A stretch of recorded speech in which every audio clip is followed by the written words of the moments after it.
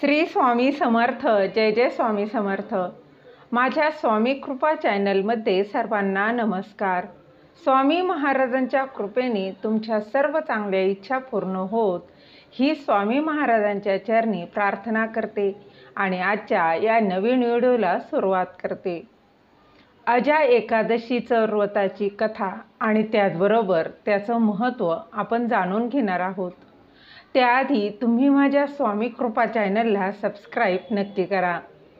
श्रावण महिन्याच्या वद्य पक्षातील एकादशी अजा एकादशी नावाने ओळखली जाते. या दिवशी मनोवांछित फळ मिळण्यासाठी अजा एकादशीचं हे व्रत केलं जातं.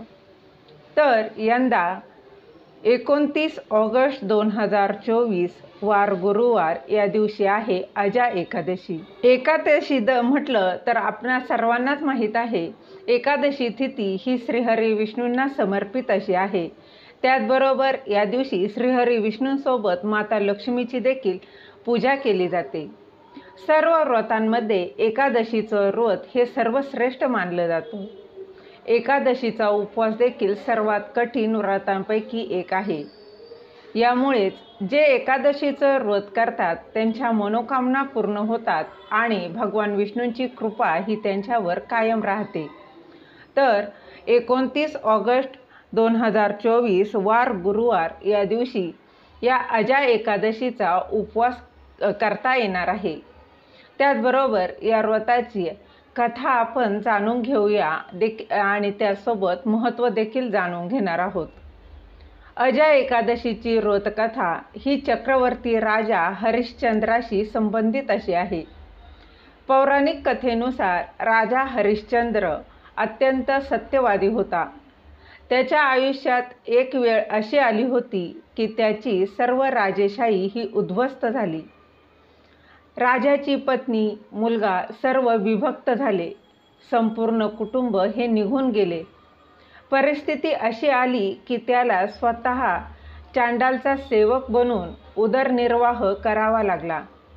अनेक दिवशी गौतम ऋषी तिथून आले तेव्हा राजा उदास बसला होता.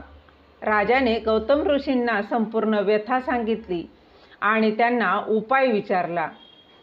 त्यानंतर ऋषींनी त्याला भाद्रपदच्या कृष्ण पक्षातील एकादशी तिथीचं व्रत करण्यास सांगितलं. राजा हरिश्चंद्राने सांगितल्याप्रमाणे अजा एकादशीचं व्रत ठेवलं आणि भगवान विष्णूंची विधिवत पूजा केली, उपवास केला आणि रात्रभर जागरण करून देवाचे ध्यान केले, नामस्मरण केलं. यानंतर त्याची सर्व पापे ही नष्ट झाली. राजाला पुन्हा घराणे, त्याचं वैभव, राज्य हे सर्व काही मिळाले. मृत्यूनंतर राजाला वैकुंठ मिळाला. अशी या व्रताची कथा आहे. दिलेली माहिती तुम्हाला आवडली असेल तर लाईक करा, शेअर करा, सबस्क्राईब करायला विसरू नका. श्री स्वामी समर्थ. जय जय स्वामी समर्थ.